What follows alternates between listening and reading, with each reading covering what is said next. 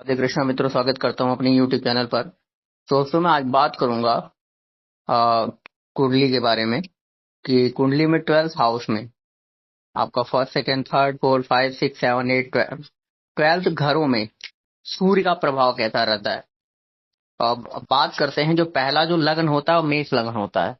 मेष लग्न के अंदर में जो अगर पहले घर में मेष लग्न के अंदर में अगर सूर्य हो तो सूर्य के 12th हाउस में क्या क्या प्रभावशाली वो उसका रह सकता है। अगर सूर्य मेष राशि के अंदर में है तो वो मित्र मंगल की राशि है। सप्तम भाव में सूर्य नीच दृष्टि डालता है यहाँ से। ठीक है, प्रभाव इससे आपको स्वास्थ्य का प्रभाव पड़ेगा। इससे आपका जो स्वाभिमान होगा बढ़ेगा, तेज होता है, विद्वता स्ट्रांग होती है, वाणी का प्रभाव अच्छा रहता है, संतान सुख अच्छा मिलता है, बुद्धि, धैर्य, साहस, व्यवहार, कुशलता, दाम्पत्य सुखी होता है। और आदमी का जो जीने का, जो अपने जीवन को जीने के लिए जो धनार्जन की जरूरत होती है वो थोड़ी सी कठिनाई से मिलती है। मेष लगन में अगर सूर्य हो तो, अगर सेकंड हाउस वृष राशि के अंदर में अगर सूर्य महाराज हो तो यहाँ पे कैसा प्रभाव रहेगा। सूर्य अगर अपने, वृष किसका घर है? शुक्र का।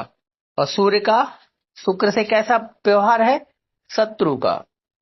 अगर यहाँ अगर दृष्टि सीधा सूर्य की दृष्टि मंगल वृश्चिक पर राशि पर पड़ रही है, इससे क्या होगा? आर्थिक कठिनाई, संतान बाधा, विद्याहीन, दीर्घ आयु, आकस्मिक धन प्राप्ति।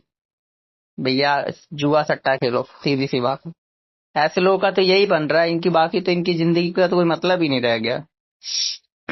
तृतीय स्थान मिथुन राशि के अंदर में अगर यहाँ पे सूर्य है, सूर्य अपने बुध, सूर्य बुध की मित्रता है। सूर्य की जो दृष्टि है सातवीं दृष्टि होती है, सातवीं दृष्टि सूर्य की भाग्य स्थान पर पड़ रहा है। इससे विद्या, बुद्धि, पराक्रम, भाग्य, धर्म, प्रभाव, व्यक्तित्व, संतान सुख और भ्रात सुख का लाभ मिल रहा है। अगर चतुर्थ भाव में सूर्य चंद्रमा की राशि में अगर बैठा है तो सूर्य की सातवीं दृष्टि शनि के दसम भाव पे पड़ रहा है।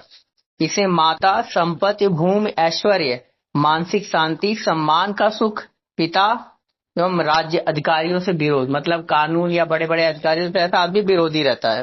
पंचम भाव में सूर्य स्वक्षेत्रीय अपने स्वयं के घर में अगर बैठा हो, शनि की राशि 11वें भाव पर शत्रु की दृष्टि है। इससे बुद्धिया, बुद्धि, संतान और वाणी का सुख रहेगा, आय में व्यवधान रहेगा। इसका जो यहाँ पे खराब प्रभाव मिलेगा, आय में व्यवधान रहेगी। षष्टम भाव में सूर्य बुध की राशि में, सूर्य की अपनी मित्र राशि है, सूर्य निम्न दृष्टि गुरु की राशि में पड़ रहा है। यहाँ पे सूर्य 6th हाउस में रहने से विद्या में व्यवधान आ रहा है, यश में व्यवधान आ रहा है, शत्रु प्रकोप रहेगा, अत्यधिक व्यय, बाहरी संबंधों से लाभ रहेगा, घर में बाहरी सम्मान, संतान के प्रति चिंता। 6th हाउस में अगर सूर्य होता है कन्या राशि में तो यहाँ कैसा प्रभाव रहेगा आप लोगों को मैंने बता दिया। अगर 7th हाउस में तुला राशि के अंदर में सूर्य शत्रु, वैसे ही शुक्र का, आप लोग अभी बताए होंगे, सूर्य और शुक्र का जो है भी शत्रुता है, उच्च मंगल की दृष्टि राशि पर पड़ रही है। तो यहाँ लेकिन सूर्य जिस भी घर पे प्रभाव पड़ रहा है, दृष्टि मंगल की राशि पे पड़ रहा है, तो इससे क्या होगा कि घर के अंदर शांति, स्थायित्व या स्त्री के प्रति कठिनाई, मतलब यहाँ थोड़ा सा गृहस्थी गड़बड़ रहेगी। तेजस्वी, स्वाभिमानी, लंबा कद होगा उस इंसान का, बुद्धिमान, विद्या और संतान में हानि। बुद्धिमान तो होगा लेकिन जो खराब प्रभाव है विद्या और संतान में हानि दिखा रहा है। अष्टम भाव में अगर देखा जाए, सूर्य अपने मित्र मंगल की राशि में है, सूर्य की 7वीं दृष्टि शत्रु की राशि द्वितीय पर पड़ रही है। आयु लाभ होगा यहाँ से, पैतृक संपत्ति का लाभ, गुप्त धन लाभ, विद्या में व्यवधान, संतान से दुख, दैनिक जीवन की कठिनाई, धन के प्रति असंतोष, कुटुंबियों से असंतोष। यहाँ जो भी वो कमाएगा उससे हमेशा उसको असंतोष रहेगा। नवम भाव में अगर सूर्य मित्र गुरु की राशि पर है, सूर्य की दृष्टि 7वें दृष्टि मित्र और बुद्धि की राशि पर, अगर यहाँ पे नवम भाव में सूर्य बैठे हुए हैं तो यहाँ से बुद्धि, विद्या, ज्ञान, विवेक का लाभ, धर्मशास्त्र, ईश्वर के प्रति आस्थावान, यशस्वी, दयालु, भाग्यवान, पराक्रमी, योग्य, सबका प्रिय।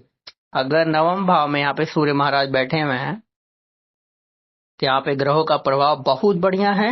और 10th हाउस में अगर सूर्य महाराज बैठे हुए हैं, अगर सूर्य महाराज 10th हाउस के अंदर में भी आ गए हैं तो 10th हाउस कौन सा है? शनि की राशि है। अगर इन दोनों का अगर देखा जाए तो पिता पुत्र है, लेकिन फिर भी शत्रु हैं। तो यहाँ जो दृष्टि पड़ रही है चंद्रमा की राशि पर पड़ रही है, तो इसमें जो इंसान होता है वो भाषा का श्रेष्ठ ज्ञाता होता है, माता, भवन, भूमि आदि का सुख, भावुक रहेगा, बुद्धिमान, व्यवसाय में उसको कठिनाइयां होंगी, बिजनेस में रिलेटेड उसको दिक्कतें परेशानी रहेंगी, पर बुद्धि से सफलता, अपनी परेशानियों से निकलने की उसके पास एक कमाल की चीज है, उसके पास ऐसा कुछ बुद्धि है। प्रतिष्ठा पर कुछ आघात रहेगा, नौकरी में कठिनाइयां होंगी। तो मिला जुला के यहाँ पे कुछ अच्छी चीजें भी है तो कुछ खराब भी हैं। अगर एकादश भाव में सूर्य महाराज हैं, किसमें एकादश मतलब कुंभ राशि के अंदर में अगर शनि महाराज हैं, यहाँ शत्रु शनि की राशि में सातवीं दृष्टि मित्रता से पंचम भाव पर, नवी जो शत्रु दृष्टि है सप्तम भाव पे पड़ रही है। भाग्य उन्नति में रुकावट आएगी, त्रुटिपूर्ण पराक्रम, भाई बंधु से त्रुटिपूर्ण सुख, विद्या बुद्धि संतान पक्ष से लाभ, कुछ व्यवसायिक अर्थोपार्जन संबंधी कठिनाइयां। द्वादश भाव में अगर सूर्य महाराज हैं मीन राशि के अंदर में, तो यहाँ गुरु की स्वराशि में है, सातवीं मित्र दृष्टि षष्ठम भाव पर पड़ रही है, नवी मित्र दृष्टि अष्टम भाव पर है। बाहर से लाभ होगा, इनको विदेश या फिर अपने घर से काफी दूर रहने पे माता, भूमि, भवन आदि का सुख, आयु में लाभ होगा, अपने समय के अनुसार जो भी उनका जीवन होगा उसमें लाभ मिलेगा, पैतृक संपत्ति की प्राप्ति होगी, कठिनाइयां पर उन पर बुद्धि से सफलता निकल जाएंगे, अधिक व्यय, चिंता, शत्रु पर विजय। अगर इस तरह के अगर मेष लगन की कुंडली में आप लोगों ने सुना सूर्य के इन 12 घर पर कैसा प्रभाव रहेगा, तो अगर इस तरह की चीजें हैं तो आप लोग सावधान रहें। और बाकी इसके लिए उपाय भी है, तो अगर किसी को दिक्कत हो आप मुझसे कमेंट कर सकते हैं। बहुत बहुत धन्यवाद। चैनल को सब्सक्राइब, लाइक एंड कमेंट जरूर कीजिए और वीडियो को ज्यादा से ज्यादा शेयर कीजिए। बहुत बहुत धन्यवाद।